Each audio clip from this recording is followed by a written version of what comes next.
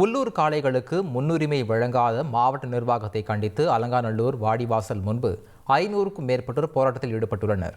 இது குறித்து நமது செய்தியாளர் மாரிசாமி தரும் கூடுதல் தகவல்களை கேட்கலாம். மாரிசாமி வணக்கம், விவரங்களை பதிவு பண்ணுங்க.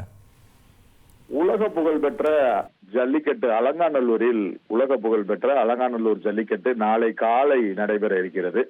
இதில் அதாவது காளைகளுக்கு உள்ளூர் காளைகள் என்றால் அலங்காநல்லூரை சுற்றி உள்ள பகுதிகளில் உள்ள காளைகளுக்கு முன்னுரிமை தராததாலும் அனுமதி டோக்கன் வழங்காததை கண்டித்து மாவட்ட நிர்வாகத்தை கண்டித்து அலங்காநல்லூர் ஜல்லிக்கட்டு வாடிவாசல் முன்பாக பொதுமக்கள், அந்த காளை உரிமையாளர்கள் மற்றும் அந்த உள்ளூர் பொதுமக்கள் 500க்கும் மேற்பட்டோர் திரண்டு அங்கு போராட்டம் நடத்தி வருகிறார்கள். இரவு முழுவதும் இந்த போராட்டம் தொடரும் என்று அவர்கள் தெரிவித்திருக்கிறார்கள். ஏனென்றால் உள்ளூர் காளைகளுக்கு முக்கியத்துவம் தர வேண்டும், முன்னுரிமை தர வேண்டும்.